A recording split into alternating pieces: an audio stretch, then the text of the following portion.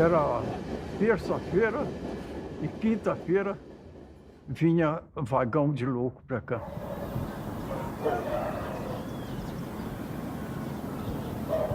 Não tinha nada diferente. Só no vagão de louco escrito vagão para louco, né? Tinha assim nas tábuas lá de fora assim escrito. Quer dizer que aquilo ali não tinha, passageiro não podia ir lá, né?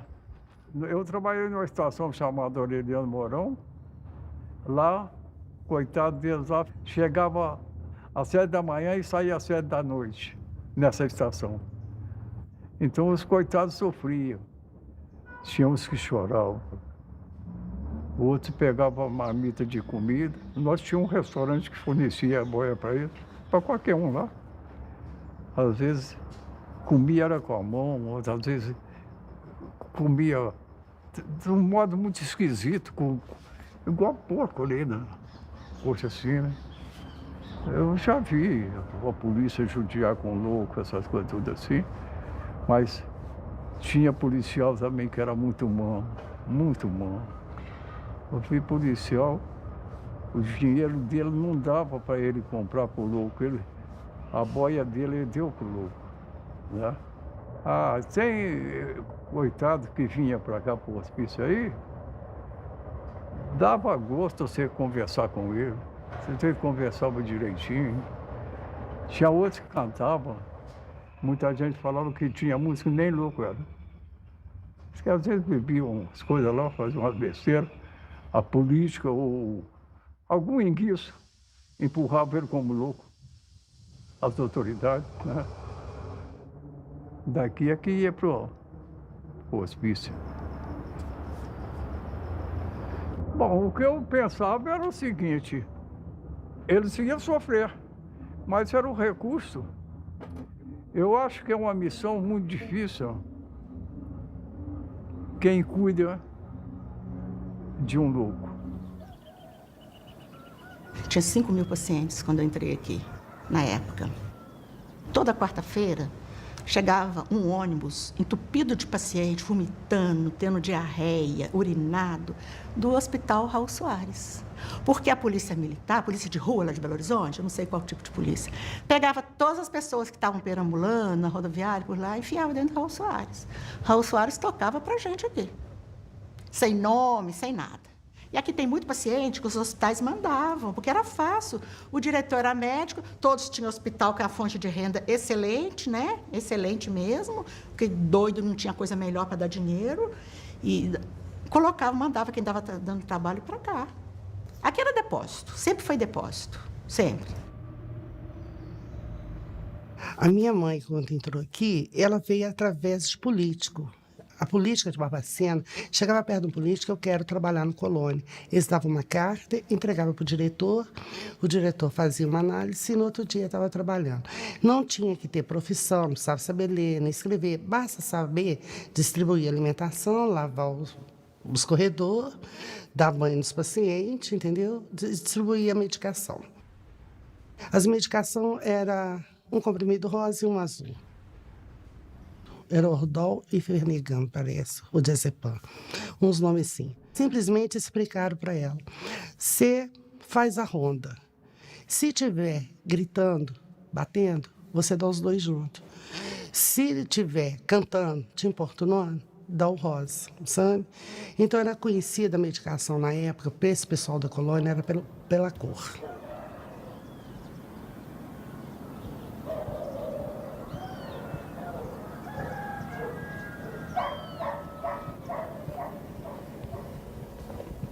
O final do século XIX em Barbacena é marcado por um mito que se cria na cidade, no Brasil como um todo, de que aqui havia um clima muito especial, clima serrano.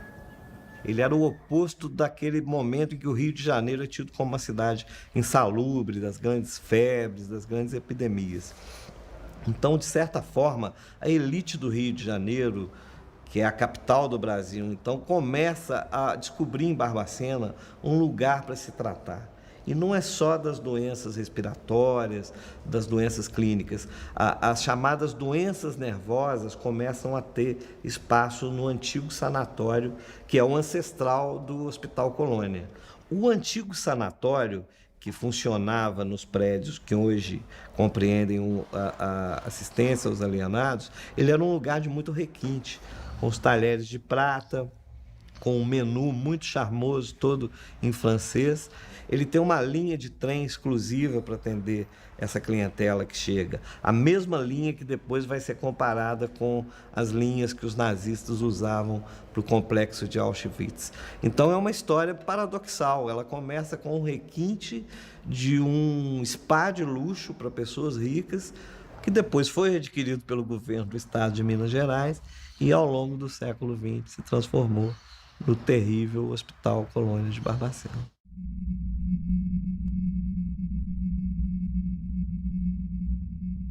Quando eu tive acesso às fotos feitas dentro desse hospital em 1961 pelo Luiz Alfredo, eu fiquei tão impactada que eu não vi nenhuma daquelas fotos no hospital. Todas aquelas imagens me remetiam a um campo de concentração. E o fato de a minha geração não saber nada sobre essa história me deixou muito indignada. Como é que uma história como essa, como é que uma das maiores tragédias do Brasil acontecem diante dos nossos olhos e a gente não sabe nada sobre isso?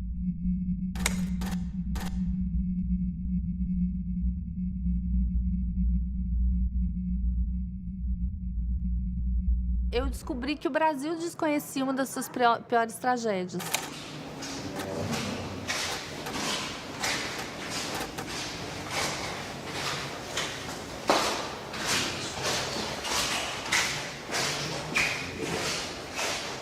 A gente tinha que botar o paciente no lençol e rotular o nome, procedência. Às vezes eu passava 3, 4 lá em cima. Às vezes, quando eu pegava plantão também, eu achava e levava. Você achava o quê? Achava os defuntos lá. Foi morrendo assim, uma atrás da outra, uma atrás da outra, uma atrás da outra. Tinha plantão de eu passar 5 pacientes mortos. Trazia vela na bolsa, trabalhava 24 horas. Aí eu trazia vela para botar na mão das pacientes morrer de noite. Nós fizemos uma enfermaria lá embaixo, no fundo do Crispim. Tinha um quarto sobrando lá. Aí fizemos uma enfermaria ali, para ver se salvava alguma coisa, né? A gente trazia leite de casa, fazia leite em pó, tentava colocar na boca, mas já estava no estado muito ruim mesmo. De repente, começou a vir uma canja branca rala, que você servia com a caneca, nos pratos de alumínio.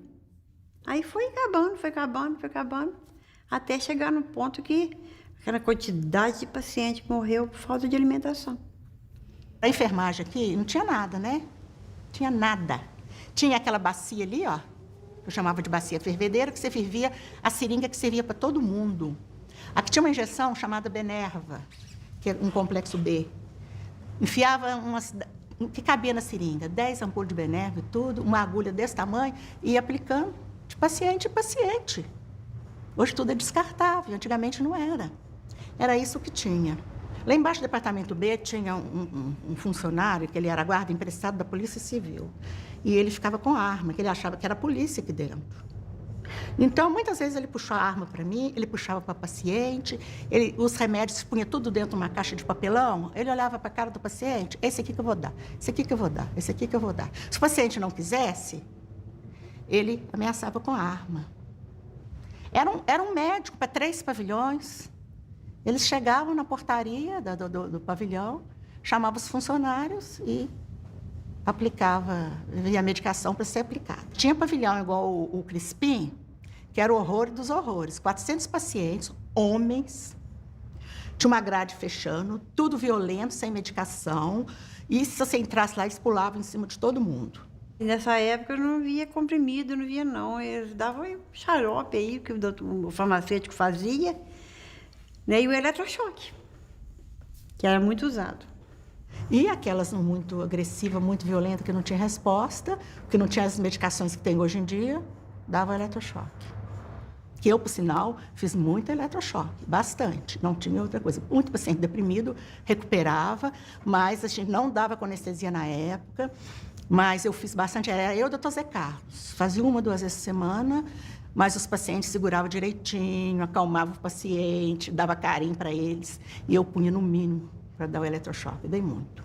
E a gente punha assim na cama mais de 40 pacientes, sabe? Eu ficava com tristeza porque eles viam, um via o outro tendo as coisas, né?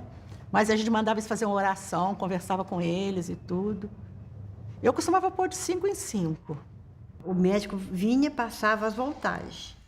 Aí era um aparelho quadrado assim, com dois negocinhos de pôr aqui na testa, aqui, na fonte, né?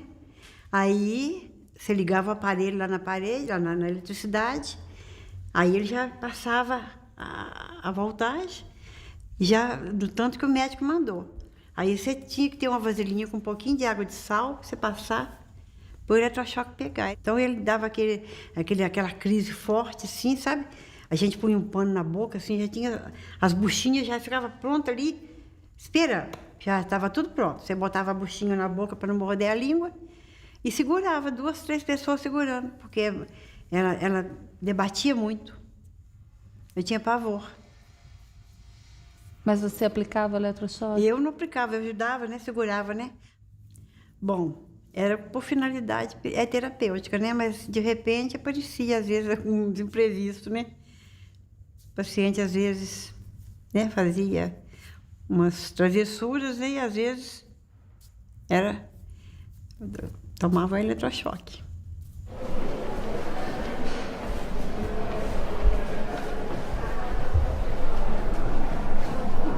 Eu tive vergonha de ser psiquiatra, foi quando eu vi as cenas que eu vi.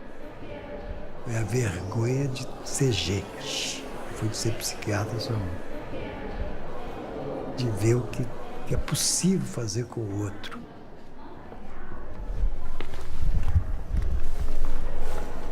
As impressões eram as piores possíveis, porque o cheiro, né? A pobreza, o som que não existia, a fala que não existia. Todos eram andarilhos. O problema de ser andarilho é uma coisa interessante, né? A pessoa ficar andando em volta de si mesma, né? Horas e horas. E tudo isso era natural, tudo isso fazia parte.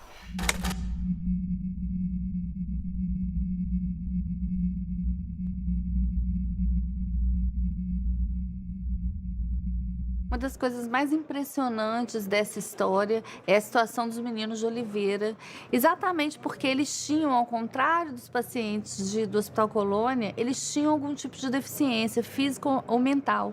E os pais sentiam vergonha desses filhos e encaminhavam esses filhos para um depósito de crianças chamado Hospital de Oliveira. E aí, quando esse hospital fecha, esses meninos, eles acabam mudando de depósito e acabam sendo encaminhados, então, para o Hospital Colônia no início da década de 70. Veio mais de 100 crianças, acho que 140 crianças para cá. Veio um ônibus cheinho. Vieram os 3 funcionários. Quando pega que o filho é seu. Pacientes que a gente não conseguia pegar, precisava 2, 3 pessoas, todos com alguma deficiência física, nem falavam. Era isso que tinha aqui. Tinha um pavilhão de criança aí na FEMIG, eu ficava lá. A gente tomava injeção de impignar, o corpo da gente ficava todo torto assim, ó. Ficava todo torto. A gente fazia a força para descer o braço assim, não conseguia, doía muito. dava choque lá, a gente ficava no pátio lá pelado, ficava na cela pelado também, jogava água na cela, a gente ficava dentro da água na cela, ficava apanhando lá, aqueles enfermeiros, sabe? Batia na gente lá. Você é da onde? Bezonte, Passo Santo Figênio, pai do tio.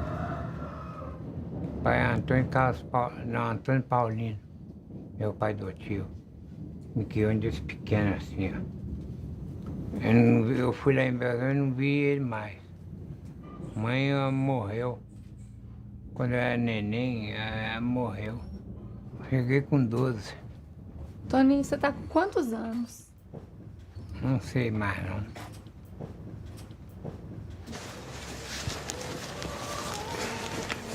Porque minha mãe até na idade de 5 anos. Ela teve problema de tuberculose, na época não tinha cura, a doença não era erradicada e ela morreu. E depois que ela morreu, você ficou com quem? Fiquei com a minha madrinha. Na época eu fazia muita bagunça, era muito arteiro, né? Ela me mandou pra cá, pro hospital. Mas eu ajudava a segurar aquele pessoal que ia tomar choque. Às vezes o choque passava pra gente, sabe? Na hora que botava na cabeça e ligava, aí naquele estalo, aí a pessoa assustava, conforme for a intensidade do choque, passava pra gente. É uma fase meio triste contar isso, sabe? O senhor é da onde? Eu sou Bezonte. Eu vim de criança. Mas agora o que tem? Eu fui treinar lá na FEMIG, mas eu tomei injeção de entortar e eu belei morrer. Foi à toa, ele meteu a vara na vente, bati na vente lá, meti a vara na vente. Lá pus ele na cela também, lá tinha cela, pus ele na cela, pelado, sem roupa, sem nada. E fazia esse casente à toa. Eu não fazia nem arte nem nada. Eu fazia faxina todo dia. Era obrigado a fazer faxina lá. Não fizeram, ele me ticou na gente lá. Xingava a gente. Meu pai não internou eu lá. Meu pai não internou eu lá. Ninguém veio me visitar, nem aqui nem lá. Ninguém.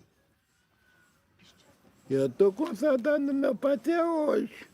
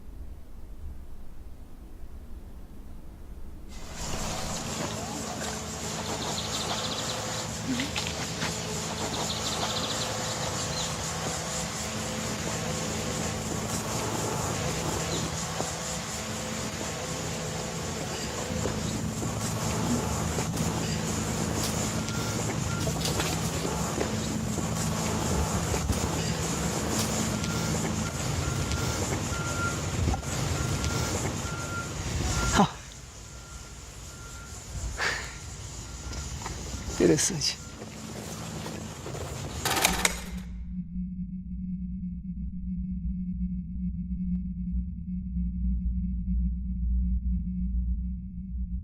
Eu estou sentindo que eu estou todo arrepiado. Talvez seja alguma coisa que não depende da opção consciente, né? Mas deveria ser alguma portaria. Eu não tenho memória mais. É 35 anos, né? Essas coisas, elas têm uma memória muito... elas estão guardadas num espaço muito escondido na mente da gente, entende? Elas têm uma relação muito com dor, com sensibilidade. Eu fiquei aqui por volta de 4 horas com um grupo de médicos. Aqui, né? Aqui não é das crianças, será? Talvez fosse a coisa das crianças, mas não tinha essa cerca. Aquilo ali também, deixa eu ver. E como que as crianças estavam? Elas estavam, a criança normalmente é mais, elas ficavam quietinhas, né? Não movimentavam. Tem até uma foto de uma que está bem na posição fetal que eu fiz, né? Uma foto que eu fiz por cima. É uma situação de defesa que eu achava, né? A única maneira de se defender da situação que estava era de apertar o corpo, as mãos. Tinha um menininho também, que esse foi muito forte também. Eu não lembro onde que foi que eu fiz a foto, que ele... Eu lembro que a hora que eu cheguei perto, ele levantou o bracinho e falou assim: moço, o senhor quer ser meu pai? Esse foi forte. Pôs a mãozinha assim, chorou. E a foto é uma das fotos que sensibiliza muitas pessoas quando vê. O choro dele, procurando um pai naquele lugar ali, né?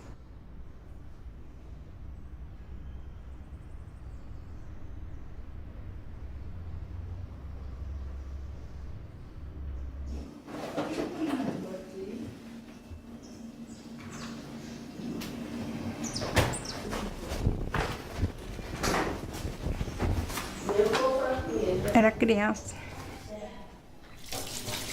Minha família internou eu, criança, assim, na Oliveira.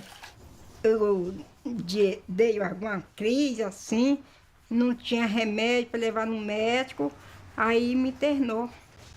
Injeção, tinha aquela injeção grossa, desse tamanho assim, dava aquela injeção grossa na gente, de pregnar, choque já vi os outros tomar, e paciente morrendo, tadinha, sim.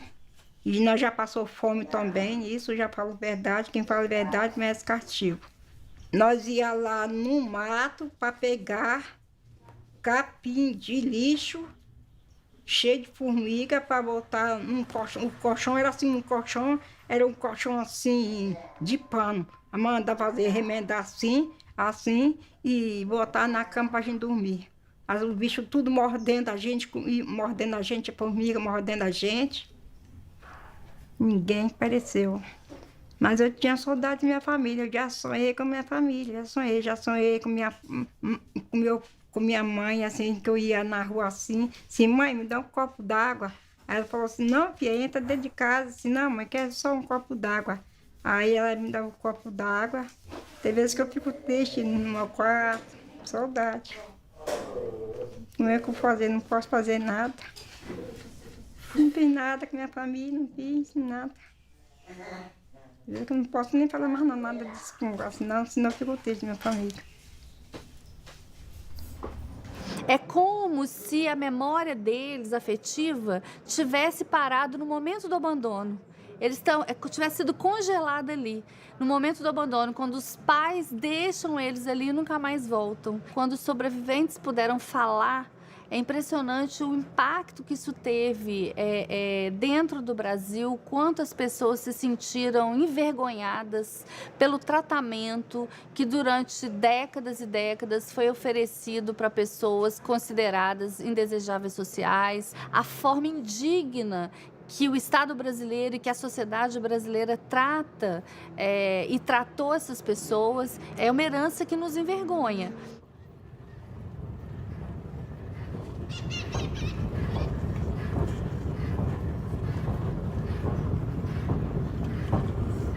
Nesse espaço aqui era um trajeto nosso de menino, né?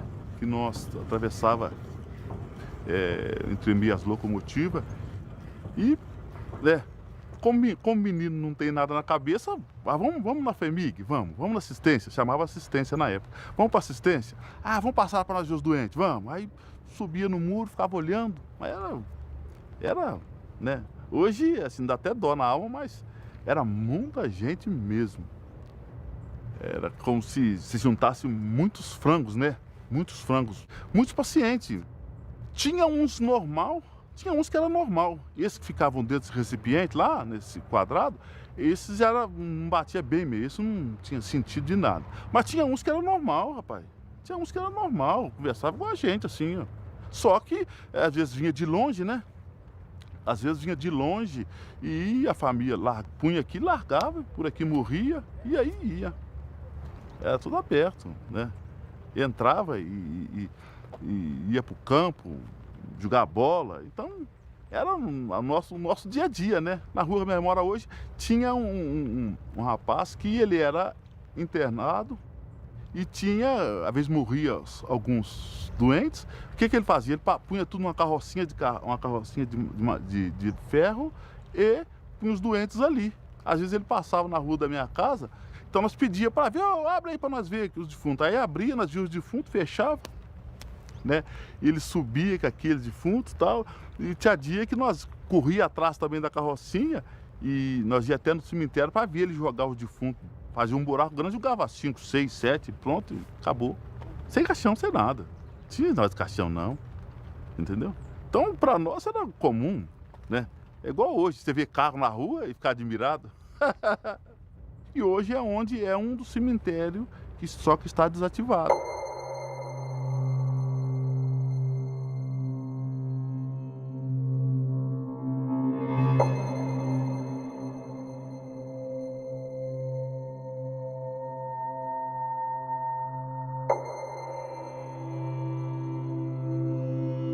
Se você cavar aqui, você vai encontrar ossos e ossos aí, né?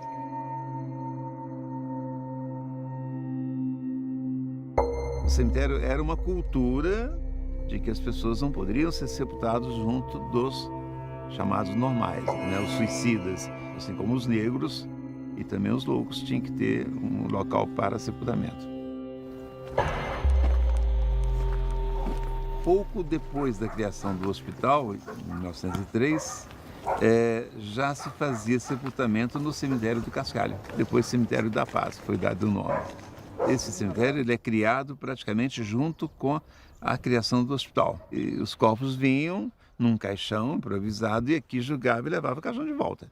Era enterrado, tanto se nós estamos aqui sobre ossos, entendeu? Ou seja, pelo volume de pessoas que foram sepultados aqui, que então a qualquer momento você vai encontrar ossos humanos aqui. Num hospital onde se tem relato que na época de frio chegava a morrer 60 pacientes, porque eles amontoavam, um protegendo o outro, um se protegendo e os de baixo morriam asfixiados.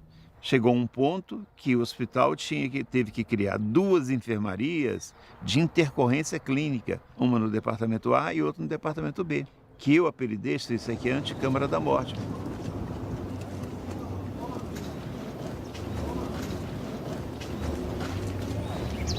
Aí eu ainda, diretor, chego os moradores, os vizinhos começavam a queixar do cheiro, ou seja, então percebemos que a terra já não estava absorvendo a quantidade de mortos, então nós resolvemos encerrar o contrato e não mais permitir o sepultamento de pessoas aqui nessa instituição. É muito estranho você imaginar um hospital que já tinha acoplado a ele um cemitério, porque a expectativa do hospital não era curar, era levar essa vida até onde fosse possível para finalmente sepultá-la. No primeiro momento do hospital, as coisas funcionaram de uma forma diferente. Ele cumpriu o papel baseado na medicina francesa, pelo menos até a década de 30. É onde eu sempre afirmo que a partir do Estado Novo, o regime forte, né, as coisas começam a complicar dentro da instituição. A família, quando internava, ela não queria saber, né? Tem história, né, de famílias que internavam e mudavam de endereço ou de cidade para não receber ou não ter comunicado dos pacientes. Então morria, você não tinha como, às vezes, comunicar com a família e quando comunicava, a família não tinha condições de vir buscar o corpo. Muitas vezes era cedido às faculdades.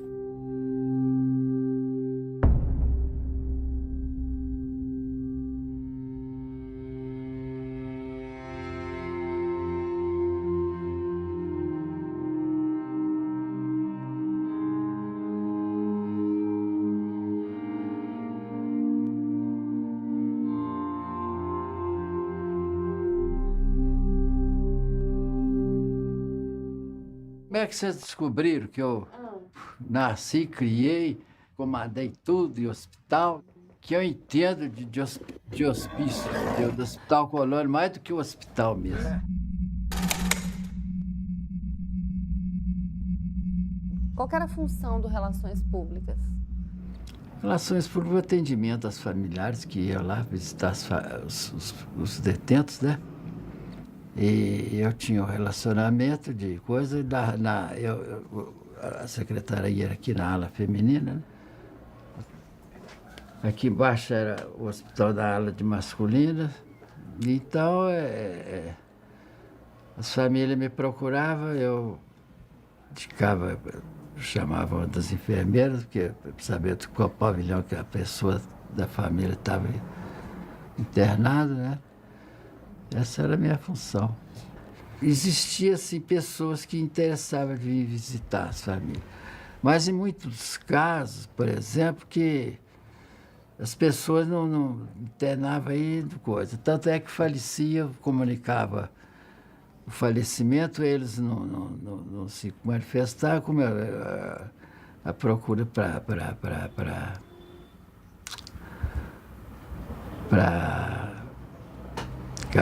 essas faculdades era enorme, né? Então eu atendia as faculdades que precisava, né? Então morria, a gente trazia cá para cima.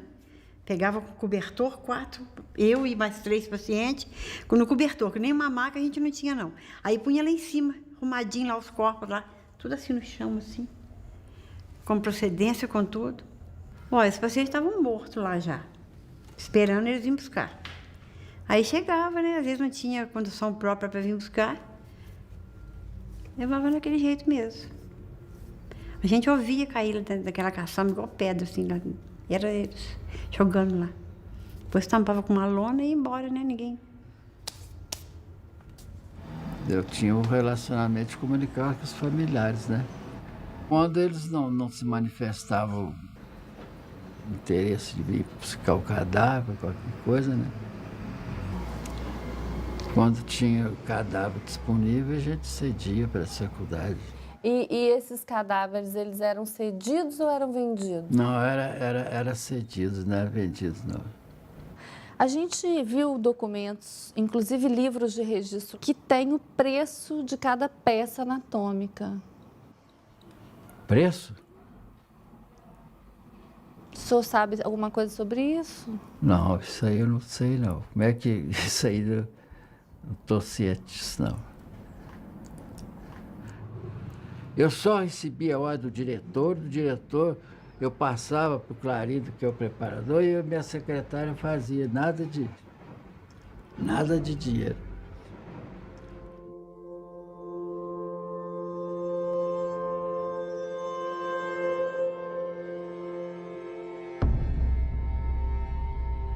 Faculdade de Medicina de Valença, Fialho, tá o seu nome aqui. Essa letra é sua? Essa aqui é. Essa é a letra do senhor? É.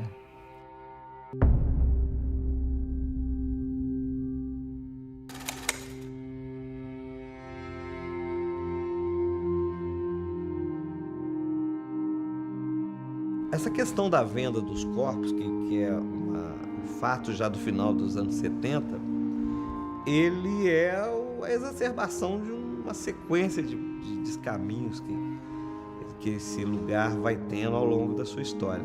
Quanto menos hospital ele fica, e mais prisão, e mais reclusão, e mais depósito de gente, mais margem para essas coisas que hoje a gente percebe como absurdas se dá para acontecer.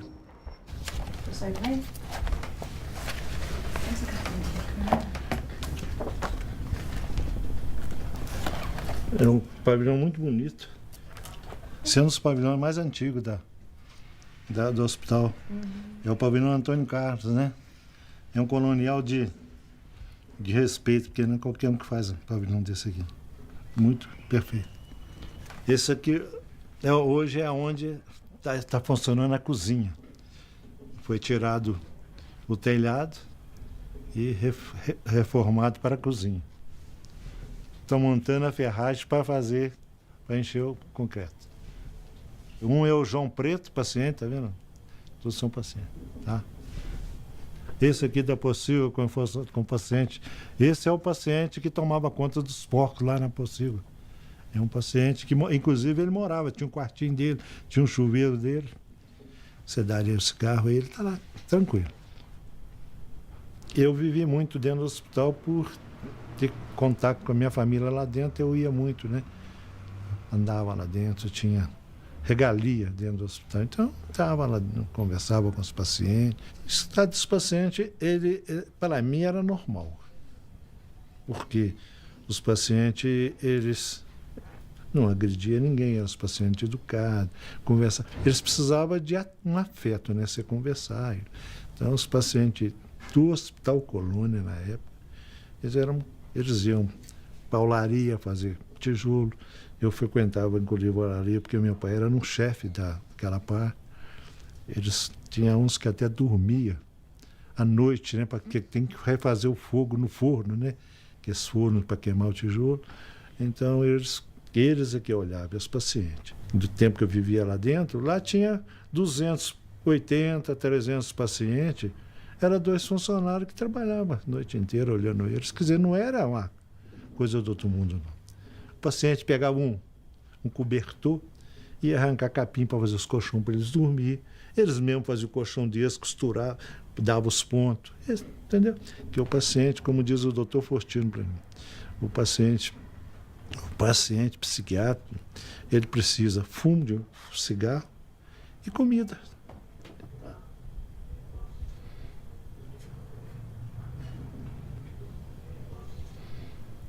Incomodava ver eles assim? Incomodava porque eu entrava no pátio para tirar paciente para trabalhar. Mas de 69 para cá, tá? Eu entrava lá, porque eu já era o chefe de obra, então eu tirava, em troca de um maço de cigarro, e ele saía para trabalhar. Até agarrava na minha mão para sair, tá?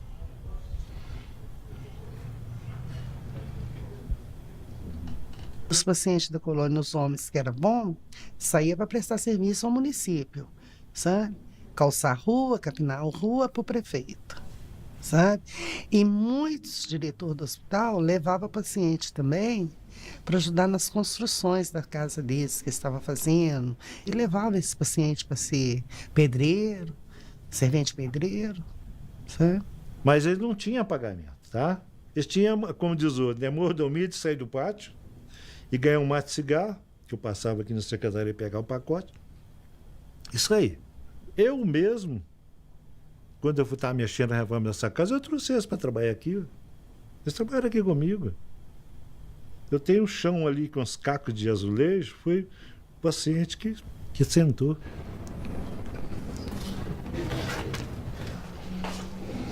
Tudo isso aí, a agilidade dele, é um paciente psiquiatra, né? Isso aí é o carinho que você tem com ele, ele faz coisas que você nem acredita. Porque o paciente, minha filha, é igualzinho. Deus me perdoe falar isso. É um cachorro manso, muito bom. Ele atende igualzinho. Vem cá, faz isso pra mim. Sim. Não te cobra nada. Dá R$1 aí, você pode chegar lá na colônia, não sei se vocês chegaram lá. O paciente fala, não, R$1. Agora hoje não é mais um, não, porque acho que não está tendo, é 2 que está pedindo. Tá R$2 aí. As pessoas internadas aqui, que trabalhavam para a prefeitura gratuitamente, e aqueles que saíam para o mato para ajudar funcionários, ficavam outras pessoas, porque eles não ficavam andando no parque o dia inteiro. Por invés de contratar pessoas, usava os coitados para fazer esse trabalho. Não eram remunerados. Também é crime. Eu não sei até que ponto você vai poder falar que ele está explorando. A minha parte, eles iam para tirar ele do pátio para fazer terapia. Era um, certo? Eles iam, eles fizeram o pavilhão deles, que está lá, até, e eles vibravam. Ele saía passear. E eu acho que o próprio funcionário que tirava, ele não pode pagar, porque ele está no trabalho dele. Então, agora, se alguém pegava funcionário, paciente, para levar para trabalhar na casa dele sem pagar, sem aí não, eu não conheço. Eu nunca ia usar isso e não ia deixar ninguém fazer isso com meus pacientes que estão comigo. Tá?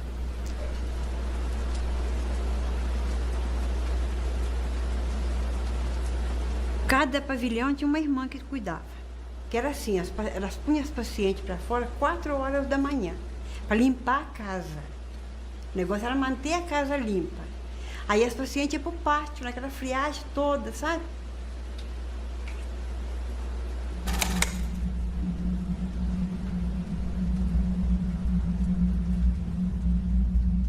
Tinha irmã de caridade aqui na época. Uma ou outra ajudava a gente. Eram boas tudo. Outros atrapalhavam a gente. Sabe? Mas a limpeza no pavilhão que elas estavam era limpíssimo. Desde que os pacientes ficavam todos entulhados dentro dos pátios. Arrumou, pôs as coxas brancas de piquê, ninguém podia entrar. Elas rezavam terço com as pacientes. Elas tinham essa função de ir lá, rezar, orientar, entendeu? Se a gente precisasse de alguma coisa, elas é que tinham que vir fazer licitação para vir buscar no almoxarifado. E ficava ali. Um certo tempo de manhã. De tarde você já não via mais elas. Elas exploravam muitas pacientes para fazer crochê, trabalho manual. Então essas pacientes trabalhavam separadas. Trabalhavam só para as irmãs. Não faziam nada para ninguém. Tinha o dormitório escolhido, né? Era o primeiro dormitório de cima, que era o mais limpo. Ali só ficava elas. E elas recebiam para isso? As pacientes? É. Ah, não. Às vezes, assim, muito raramente, sabe? Mas, assim, um bolo que fazia lá na casa delas, que levava lá um pedacinho para elas. Mas muito raramente. Essa irmã Helena Coelho, que era a mais velha, ela era econômica, né? Que trabalhava no almoxarifado. Então, todo lugar, você sabe como é que é. Tem essas corrupção mesmo, né? Que a gente está vendo hoje, né? Então, vinha a carne de segunda e o dono da carne recebia como de primeira. Mas não deixava de dividir com elas, claro.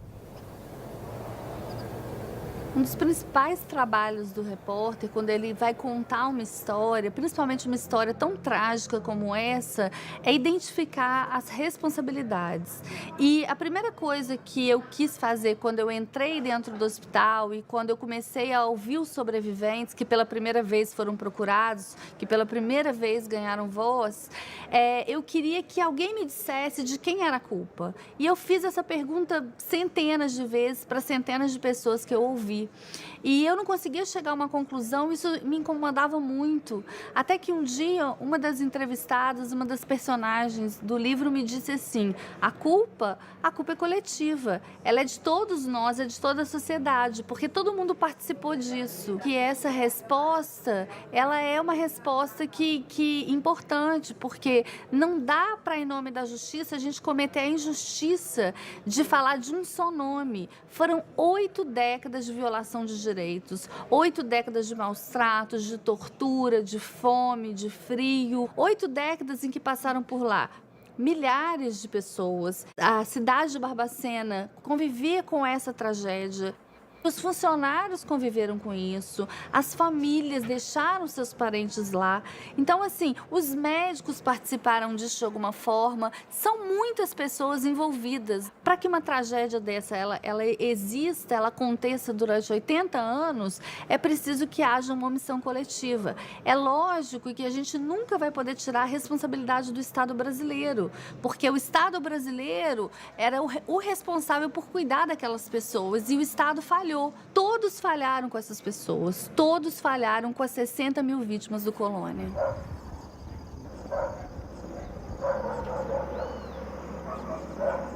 Minha lembrança da minha infância foi na FEBEM. Aí de lá eu fui para o Patronato, que é a zona rural de Barbacena. Lá eram freiras. E lá no Patronato que eu passei a minha infância.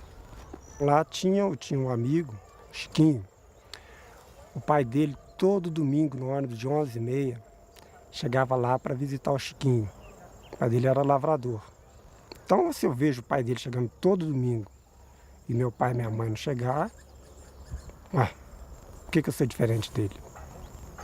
Porque ele mexia muito comigo.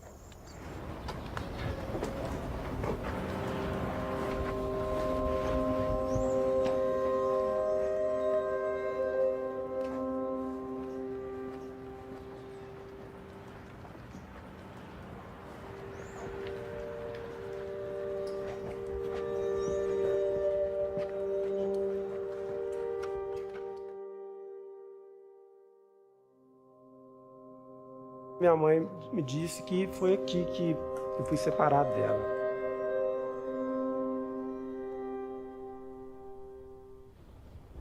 Assim que eu ganhei o João Bosco foi pro berçário e eu vim também pro berçário. Cuidar das crianças, cuidar do João Bosco. Cheguei lá no domingo, tava na hora do almoço da irmã. Aí, daí a pouco ela chegou. Os meninos maiores daqui foram tudo lá pro Pinheiro Grosso. Aí eu virei e falei, mas o João Bosco também foi? Ela falou, foi. Eu virei e falei, não podia ter mandado o menino para lá sem autorização. Aí eu até com ela. Você não tem direito de falar assim comigo, que eu não podia mandar o menino para lá sem sua autorização, porque quem manda no menino sou eu. Ela tá muito alterada comigo. Vamos dar um choque nela. Aí pegou por aqui, ó. Aí veio 2 guardas. Aí me arrastaram. Me arrastaram para a sala de choque. Aí me deu um choque. A irmã me deu um choque. A irmã Tereza. Aí ela virou e falou comigo assim, aqui, você não volta aqui mais não, porque se você voltar aqui, outra vez, se você voltar aqui, eu vou te pôr no pátio. Aí nunca mais tive contato com ele. Eu saí da FEBEM, não tinha para onde ir, não tinha como me manter, não tinha dinheiro para me manter. Eu morei no quartel pelo menos até o ano de 99, ou seja, 12 anos eu morei no quartel. Eu não tinha Natal, Ano Novo, isso eu não tive, porque eu não tive a família para eu poder passar com eles. Quando a minha mãe morreu, espalhou todo mundo. Aí foi que eu saí para começar a trabalhar, né? Eu tinha 10 já para 11 anos, né? Foi gente que me levou para vir para trabalhar lá, em Virginópolis, na casa desse senhor. Ele era advogado. Que você vê ele com o meu patrão, eu na casa dele, empregada, uma criança. Quer dizer, ele foi na maior brutalidade comigo, né? Nunca eu pensaria na minha vida que ele tivesse coragem de fazer isso comigo. Ele, um advogado, eu, uma simples empregadinha doméstica. Ele tinha 53 anos já, o homem. Eu tinha idade para ser meu pai. Ele era assim baixo, mas era fortão. Aí foi que ele me agarrou. Aí a menstruação sumiu, né? O corpo começou a crescer, né? Aí, olha, tava de 3 meses já. 3 meses. Depois que aconteceu, o que ele fez? Aonde ele me pôs? Aonde ele me levou? O negócio já estava tramado, né? Vim para aqui para ficar bater dentro de um hospital de doente mental, uma coisa que eu nem nunca tinha visto na minha vida. Eu pensei que o dia que eu entrei lá, eu pensei que eu ia sair de lá, que eu não ia ficar lá.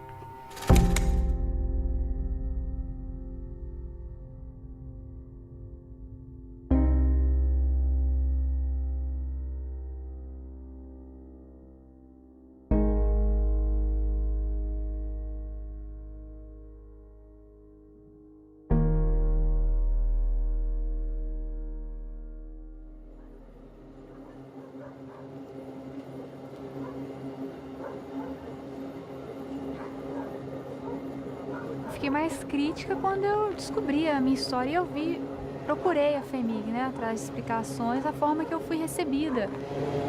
Muitos disseram, o que você está fazendo aqui, não vale a pena mexer nessa história, procurar isso.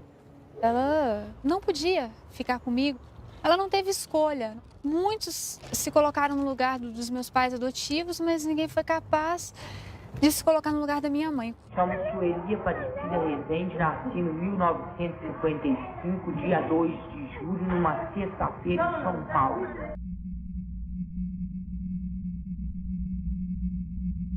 Elas saíam, né? Era muito paciente, ninguém dava conta de olhar, né? Aí tinha paciente que engravidava, quando não chegava outros de fora grávida, né?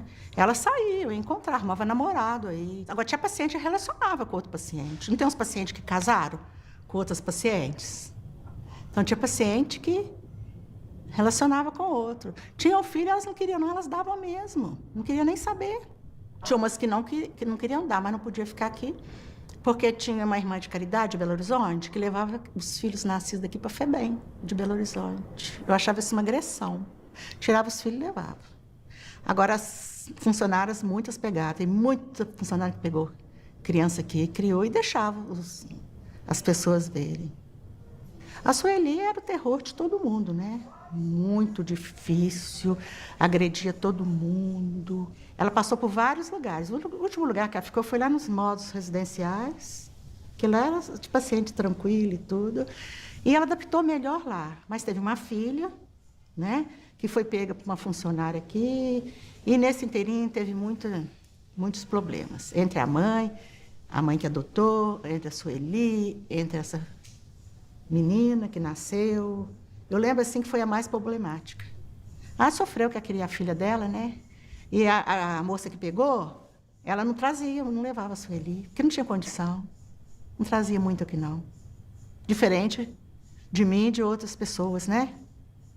Eu descobri, por acaso, uma contradição da minha mãe, né? Começou por aí, que eu questionando sobre a gravidez, como que eu tinha nascido, ela disse que foi parto normal.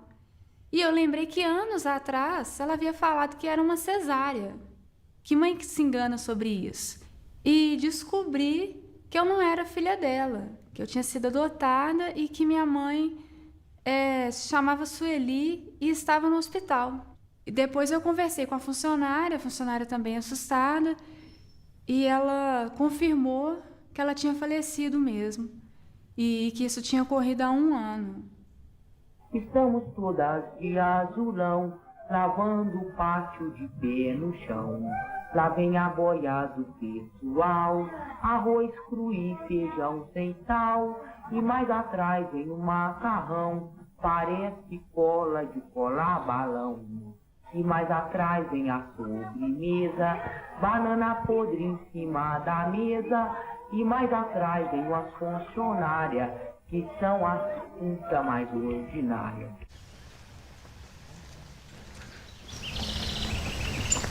Eu nunca imaginava que um dia entrar nesse local aqui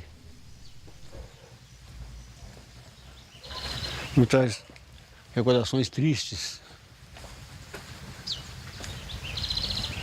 Aqui onde esteve minha mãe.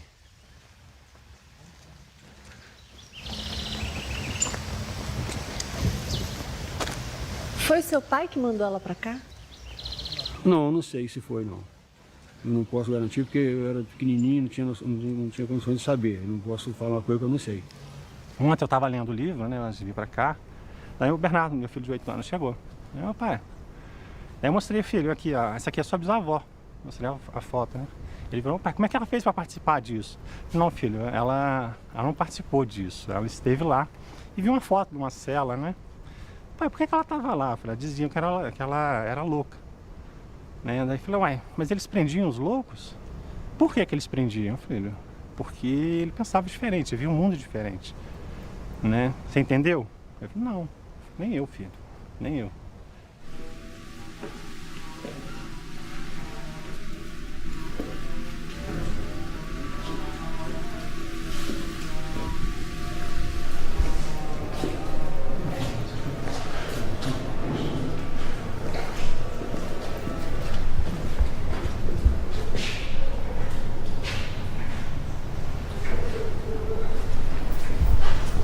Aqui era o quê?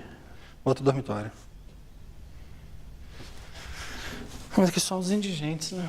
Sim. Aqui é... Mas quem não era, né? Talvez eu tinha 9, 57, 58.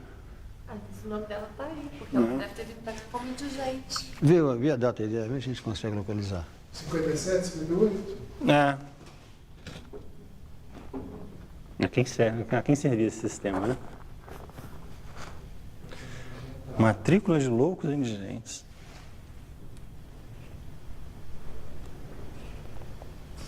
Preta, preta, branca, parda, preta. Não dá pra achar, não tem que ser com mais calma. É muita gente, né?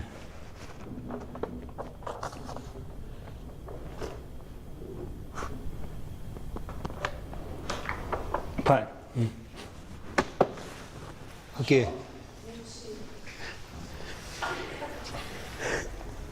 Não, minha mãe. Entrou em julho de 56. Casada, tá vendo? Tá vendo? É casada. E meu pai dela com indigente, tá vendo?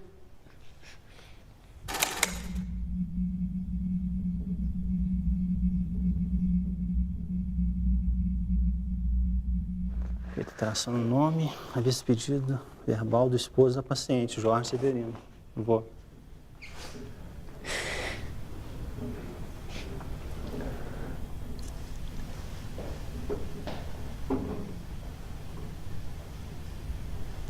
Onde é que fica aqui? O que o cara fez aqui? Quem trouxe ela pra cá? Oi? Quem trouxe ela pra cá? Deixa eu ver. Aqui. Não, eu vou pedir, né, a alteração do nome dela, porque aqui constava Leonor Correia de Castro. Aí alteraram, né? É o Leonor Correia de Almeida. Aqui. A vista pedido verbal do esposo da paciente, Sr. Jorge Severino de Almeida. Foi cruel, não foi? Escondeu-se de mim.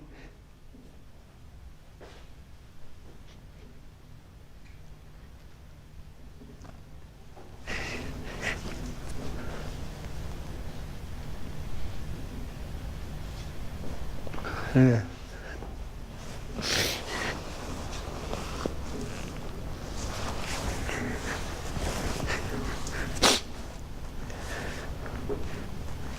Eu não sabia que tinha mãe, tá vendo? Escondeu-se de mim. É. Eu dormi na rua, não sabia que tinha mãe. Com 9 anos.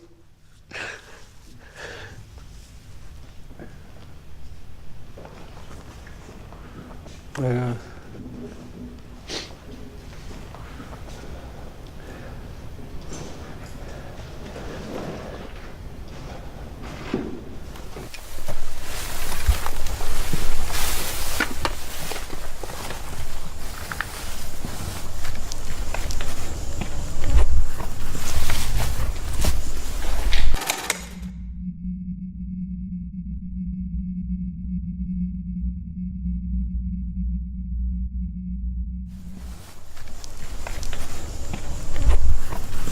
Em 1961, são quantos anos? 55? É como se as pessoas tivessem desaparecido, nascido no mato. E foram 6 horas, eu queria ter ficado 6 dias. Mas eu acho que eu não conseguiria produzir muito mais do que isso. Se havia coisas piores, eu não sei. É como se fosse um pesadelo que eu tivesse vivido aquelas 6 horas. A emoção, a ficha caiu no dia seguinte, ali era só profissionalismo.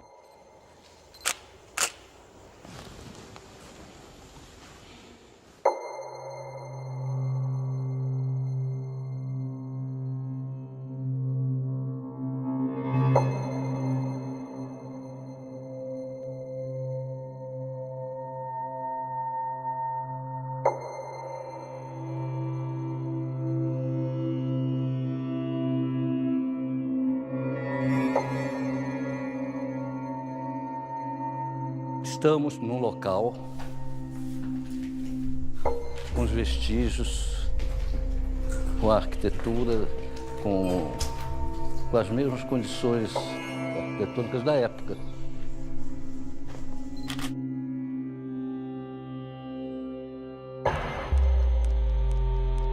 Aqui, ó.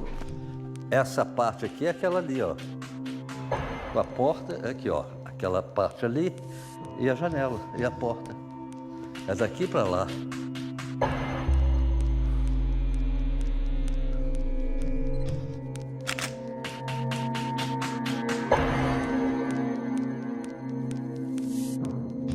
Realmente fizemos uma foto ainda no local quase que intacto. Só esse envelhecimento faz parte da história, né?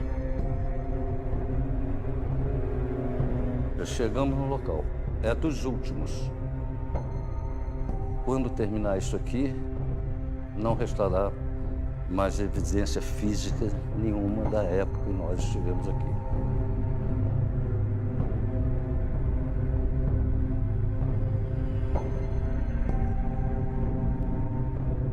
De tudo que eu vi em 20 anos de profissão, nada se compara a isso. Essa é uma das coisas que eu fiz que marcaram mais. É isso. Mais nada para falar.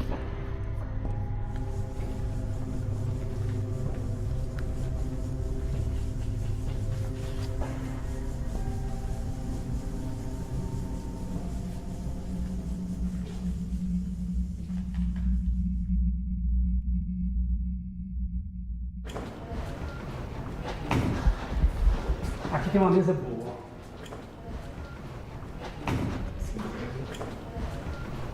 Aqui, ó. Da série esse aqui, ó. O significado é muito diferente, tá vendo? Eu entrei porque era uma grade. A condição dele dizem que era de violência, no entanto, aqui também, essa aqui é forma, entendeu? O pavilhão das mulheres, elas abertas, elas vinham para a porta. É o discurso básico. A maioria delas não tinham distúrbios, vamos dizer, neurológicos, alguma podia ter alguma coisa que a fisionomia mostra, mas essa senhora, essa aqui, e olha o tanto que está lá no fundo.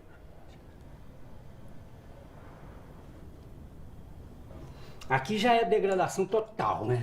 Essa aqui é a foto que eu falo, que esse momento aqui para mim foi crucial. Essas pessoas num abandono total, né?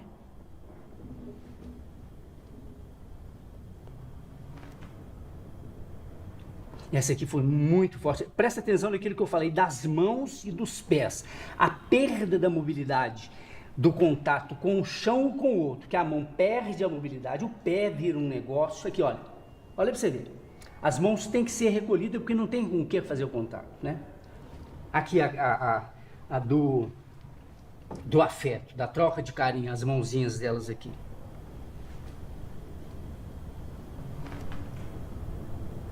Esse aqui é a vergonha. O que eu senti é que ele ficava completamente envergonhado da situação que ele estava. Tem uma coisa que é interessante, a maioria era negro. Aqui já tinha... A cor negra já era uma discriminação.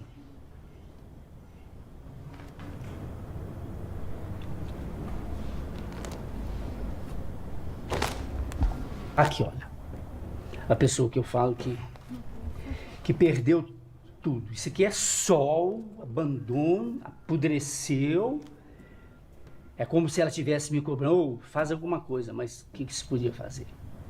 E olha isso aqui também, ó. Ao rosto de pavor do menino aqui. Olhando para lugar nenhum. Você pode imaginar você no lugar mesmo, como filho, como criança, sem uma resposta. A boneca está aqui, mas a boneca está algemada.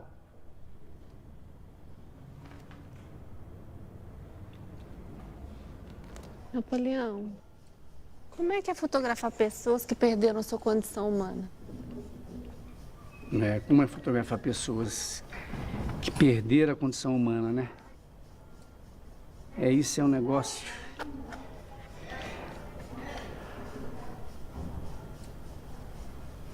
Como que é fotografar? Tem umas perguntas que são feitas, que para mim nos chama de koan. São perguntas para exatamente quebrar a sua lógica cartesiana para entender. A resposta dessa pergunta é a não pergunta.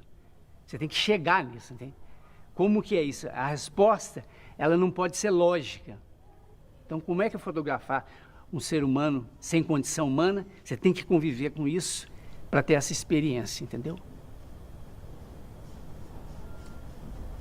Que muitas vezes a resposta a um negócio desse é quase que um silêncio de respeito para essas pessoas que não tiveram um retorno para a vida, né? Essa desumanização que foi institucionalizada naquela época, né?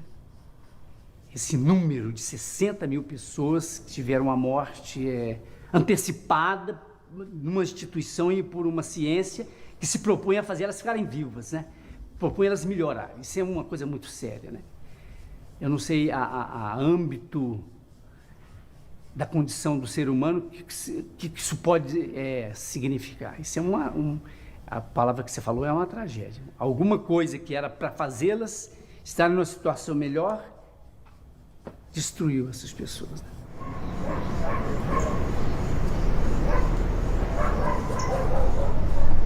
Todo mundo emocionado, né? Que foi um, né? É forte mesmo. Registro forte.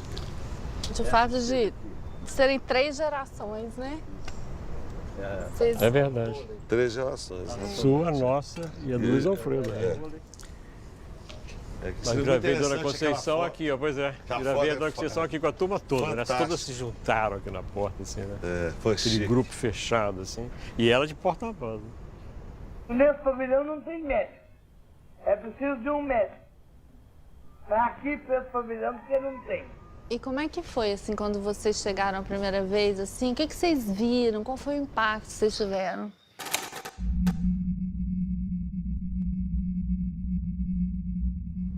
Eu tinha visto umas fotos, eu não conhecia o Cruzeiro, as fotos do Luiz Alfredo eu não conhecia.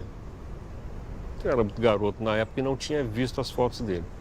Na escola de psicologia eu vi umas fotos que o cara tinha feito clandestinamente também. Tipo, assim, fotos roubadas, cenas roubadas, assim, né? Eu vendo as fotos do Luiz Alfredo, em que você vê que as pessoas se colocam para a câmera, inclusive uns grupos de homens que se colocam, assim, numa posição ereta. Eu acho que aquelas não eram poses, não era uma colocação, aquilo surgia, aquilo foi um bailado, foi uma coisa, e eles me olhavam e não me viam. É isso que eu sentia, todos os olhares se dirigiam a um certo ponto, mas eram vazios.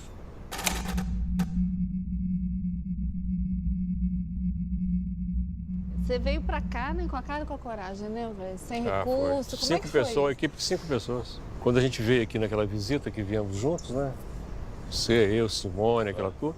Quando eu voltei para lá que percebi que tinha abertura para fazer o filme, né? Em 5 dias eu montei a equipe e falei, não pode perder, né? Essa porta fecha. A gente percebeu que tinha que fazer algo naquele momento, que tinha possibilidade, não podia perder, né? E era aquela hora e pronto. E viemos um coletivo de pessoas. Vocês estavam juntos a primeira vez? Viemos juntos. Foi um grupo grande que veio. Passamos um dia aqui, demos um giro no hospital. Um dia mesmo. Aqui no embaixo. O Irã voltou para escrever as matérias, eu voltei com a cabeça do filme, assim, de armar o filme. É porque o secretário de saúde na época liberou, né? Ele não sabia o que ia acontecer, né? Ele liberou e depois a gente publicou uma matéria dizendo, né? Que estava aberto, né, os portões aqui do hospital para a imprensa, né?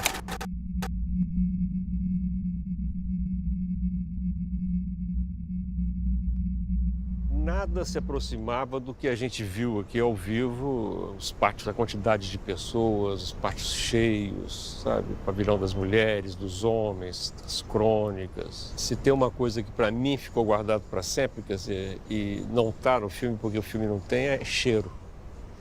Quer dizer, um cheiro permanente aqui que eu acho que é dor, é sofrimento. Acho que o sofrimento tem um cheiro. Então esses cheiros, quando eu vejo o filme, assim, às vezes o que mais me lembra é o cheiro. Eu acho que é uma dimensão que você só tem quando você está dentro dela. A maior parte das lembranças era no pátio das mulheres. Que uma delas chegou para mim e falou assim, eu sei porque vocês estão fotografando a gente. É para quando a gente morrer, vocês saberem quem morreu. E a vontade delas de aparecer e tudo era muito grande. Então você percebia assim que era uma forma de dizer, olha, eu estou aqui, estou viva, eu estou aqui, eu existo, e pôr a cara. Eu como repórter, né, minha letra é muito feia, depois daquela dificuldade de entender o que eu escrevia, né, eu queria aproveitar e tudo, eu estava falando para o Elvésio, eu não tive sentimento nenhum. Eu estava ali um profissional, um repórter, eu tinha que anotar tudo, até o sentimento. Né, se era cheiro, se aquilo, eu tinha que anotar cheiro, tristeza, eu anotava o nome, porque eu não tinha sentimento nenhum. Eu estava em operação, trabalhando tecnicamente. Eu senti mesmo drama quando eu vi o filme, Em Nome da Razão, né? Nós, né, foi tudo junto. Quando eu vi ao vivo ali, aquilo, aí que viemos acumulado. Nossa, entrei em pânico.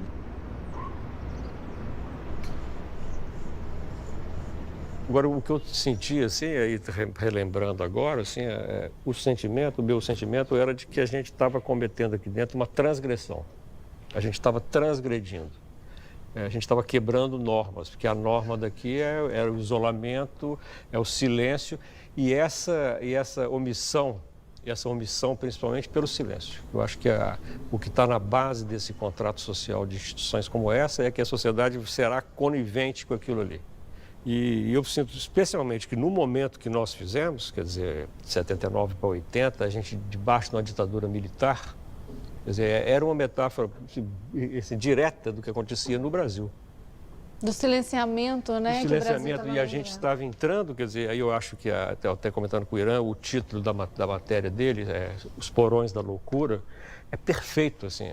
É perfeito porque naquela época a gente falava no Brasil nos porões da tortura. Da ditadura. Os porões da ditadura, os porões da tortura, quer dizer, era o que era a voz corrente. Eu sinto que naquele momento a gente estava participando de uma revolução.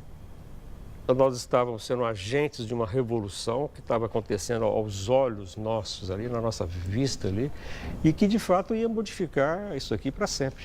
A primeira coisa mais importante que aconteceu, que eu achei que foi importante, foi a reação do próprio meio psiquiátrico, né? As pessoas, quando elas estão tratando com os doentes mentais, elas estão dando o máximo, elas acham que é aquilo. Elas não tinham consciência disso, né? Então, essas pessoas, se você criticar o trabalho delas, elas ficam revoltadas. Então, o pessoal que trabalhava nos hospitais psiquiátricos, eles não foram acusados de praticar a barbárie, não. Eles viram como eles praticavam um ato barbário.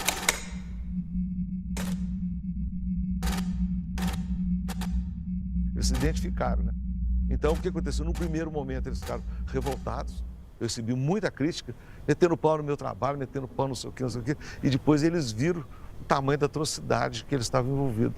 Isso que fez o que aconteceu, a revolta psiquiátrica, que partiu deles mesmos, e eles ficaram revoltados. Eu acho que a gente ajudou a proporcionar esse cenário. Eu estou me sentindo aliviado de não ver ninguém aqui, né? Essa ausência deles aqui, essa é a mudança, né?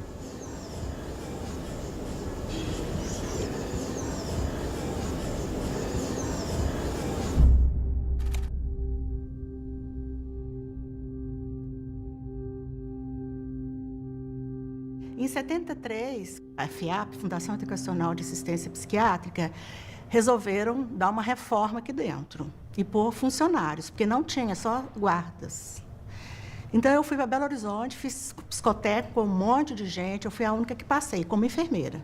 Eu tinha uma visão técnica e comecei a arrumar a casa, né? A hotelaria da casa. Vão dar condições para ter gente formada, gente capacitada, isso eu fiz muito. Aqui tinha umas folhas que as funcionárias, as guardas, escreviam alguma coisa, punham o nome, mandavam os médicos escrever. Outros pavilhões não tinham nada. E a gente começou a fazer as papeletas. Tinha algum papel escrito por médico que as próprias guardas aqui pediam para fazer. Então, nós conseguimos tirar retrato, com muita dificuldade, porque elas não queriam tirar, né? Elas não estão acostumadas com pessoas de fora. Mas a gente conseguiu fazer as papeletas e fomos fazendo no hospital todo. Eu comecei dando um curso básico de enfermagens, sem ter nada, né? Um certificado e nada. E era em peso, vinha todo mundo. Depois, muitos funcionários foram fazer a sua formação profissional, saíram auxiliar, e o curso técnico nós abrimos, as 5 primeiras técnicas da cidade de Barbacena vieram para cá. Nós somos contratados como acadêmicos para dar plantão dentro da instituição, porque o hospital não tinha plantonista. Tinha 2.000 pacientes aqui, mas não tinha um médico de plantão. Aí nós somos os primeiros plantonistas do hospital. Aí surge a presença de Basálea, a visita de Basálea.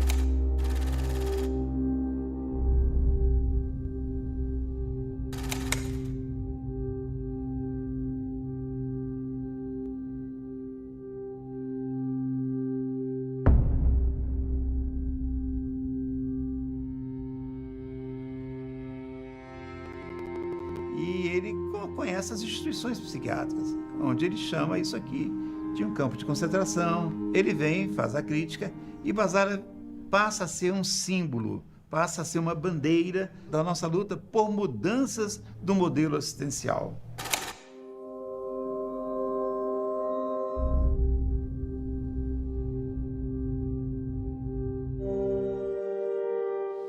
reforma psiquiátrica, fundamentalmente, é uma mudança de modelo. Há um modelo que é centralizado no grande hospital psiquiátrico. O modelo hospitalar leva o paciente até o serviço. No caso da rede é o contrário. O serviço é que vai até o paciente, é algo como uma malha de serviços que se espalha pelo estado todo. A gente começou a fazer a ressocialização desses pacientes nos módulos residenciais, foi 120 pacientes. Ali a gente ensinou a usar desodorante, fazer unha, sabe, colocar batom. Quem viu se viu pela primeira vez, chorava, gritava, batia a palma, sabe? Ficou toda feliz de ver no espelho.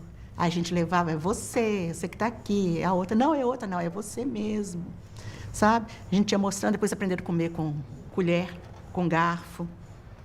Foi naquele modo lá que saí depois para as casinhas.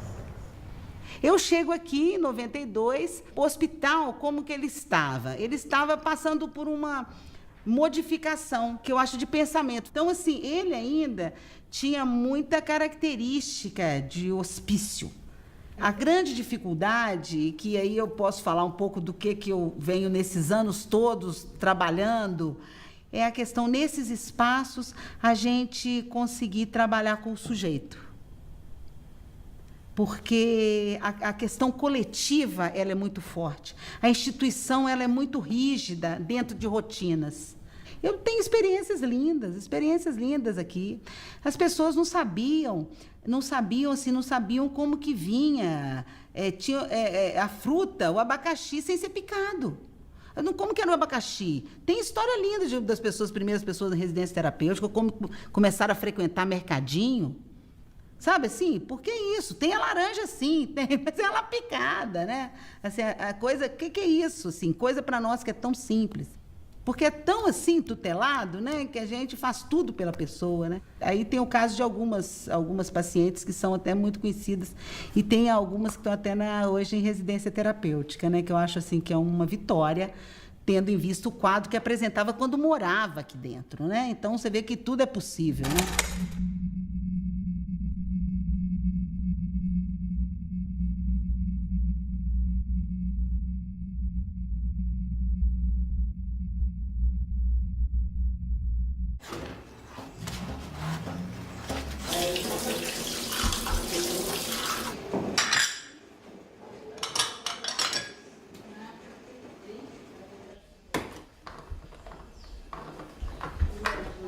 Eu já viajei um dia de avião. Parece que eu estava entrando dentro de casa. Você não teve medo, não? Não, aí eu falei assim, eu quero ficar na janela. Aí eu fiquei na janela para ver o movimento. Ele fazia... Buh. Aí ia subindo lá pro céu, parece que ia lá pro céu, lá. Aí ele falou, aí depois ele me chamou, né? Chama a menina aqui para mim, a Elzinha, para tirar o retrato com ela. Aí eu fiquei junto com ele lá, dirigindo o avião, tiraram o retrato lá comigo. Aí depois eu sentei lá, lá de novo, aí fiquei lá vendo o avião subindo. Entrava na nuvem, tudo depois que estava na nuvem, depois ele falava assim, daqui a um minuto vai chegando. Aí depois, baixando devagarzinho, aí baixava. Aí todo gente de fora que ia tudo, aí a gente descia. Eu gostei mais do avião e do piloto. Ai, ai.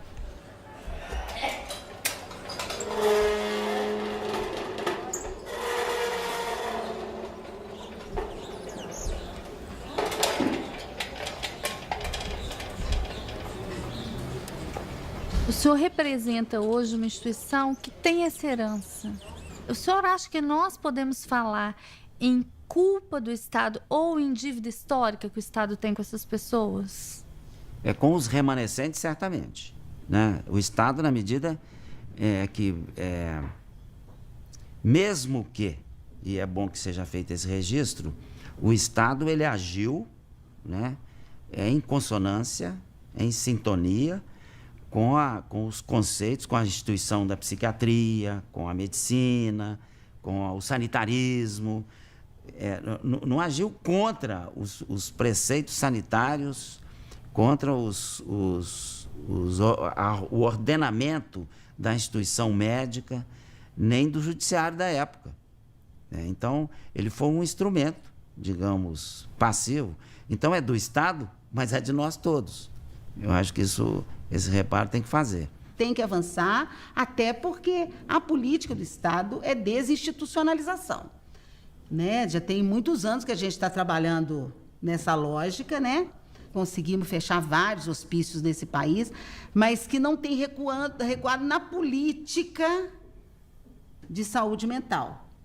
Na política nacional de saúde mental, a gente não tem visto recuo, assim. Ninguém fala em abrir leito, né? A integração, a escola inclusiva, o tratamento ambulatorial, o apoio familiar, o foco deve ser esse. Né? E isso alcança tudo. Alcança a educação, alcança a assistência social e alcança a medicina. Mudou muito nesse sentido, que hoje realmente as pessoas têm um tratamento com dignidade. A vida hoje é digna aqui. Eu costumo dizer que se nós ainda tivéssemos a mesma realidade, nós estaríamos hoje com milhares e milhares e milhares, porque ainda permanece a tensão na sociedade. Eu posso me ver livre dessa pessoa, aquela comunidade pode expulsar aquela pessoa do seu convívio, aquela família pode se desincumbir, aquela pessoa, ela de alguma maneira incomoda, eu mando para Barbacena. Quer dizer, isso, eu acho que essa é a raiz, né? É a noção, é a ideia de que é possível uma instituição que segrega as pessoas. A sociedade ainda tem muito de higienista. E o discurso da periculosidade, ele dá suporte a esse higienismo. Né? Eles usam a agressividade para cometer violência. Nós enfrentamos hoje um problema grave, que é a da judicialização e das internações por ordens judiciais, sobretudo, e na sua imensa maioria, para pacientes usuários de drogas, os dependentes químicos.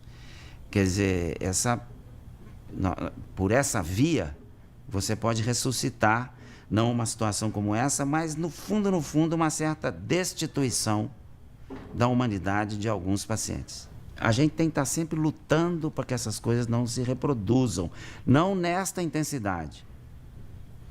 Não nessa intensidade, porque isso aqui realmente eu acho que nós avançamos. Acho que a sociedade não tolerará jamais milhares de pessoas nessa condição. A vigilância, ela tem que ser permanente.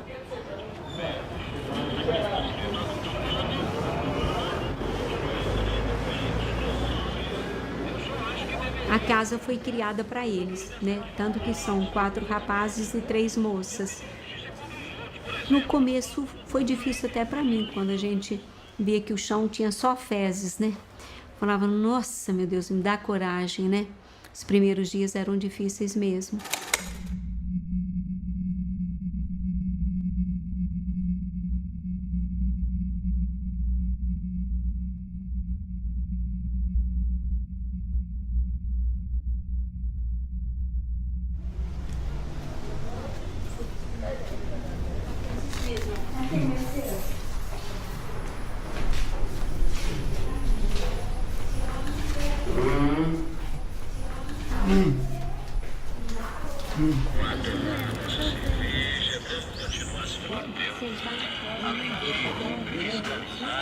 Dá para entender essa linguagem que não é uma linguagem verbal, mas que você vê no corpo, né? E eu acho que foi mais através de olhar para eles e entender, né? Por exemplo, às vezes o Albino estava numa posição e eu falava, não, o Albino está se sentindo incomodado nisso aqui, vamos trocar, vamos deixar, né? Porque não tem rigidez. Eu falo, olha, gente, vocês vão me desculpar, mas quem trabalha aqui não tem rigidez de nada, não. Por exemplo, quer andar, anda, quer levantar, levanta.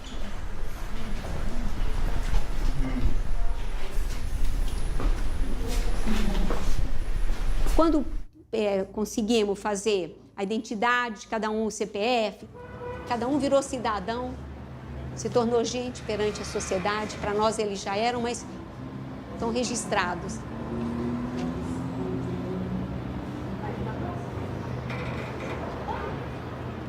E o Silvio é aquele menino lourinho que tinha uma opção de moscas, né, em cima dele.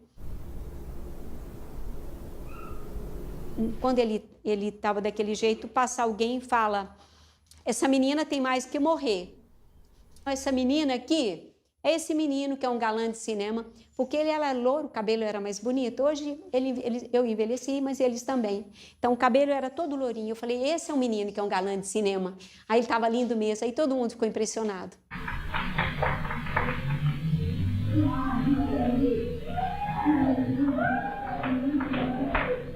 A Wanda Lúcia, né? A Wanda Lúcia está naquele filme do Elvésio Raton, quando ela era pequenininha, junto com o Silvinho. Vai sozinho, você consegue? Pode ir sozinho. Eu acho que, na medida que incomoda, você mostra que existe uma outra possibilidade, que as pessoas conseguiram também sobreviver àquele terror, né? Conseguiram. E eu acho que tem que admitir que houve tudo isso mesmo, né? As pessoas poderiam não estar pensando em maldade, mas não sei, às vezes elas eram maldosas também, né? Porque o doente, ele não tinha voz, né? O que a gente entendeu mesmo o nosso, né? O nosso também não fala, mas a gente dá voz para eles.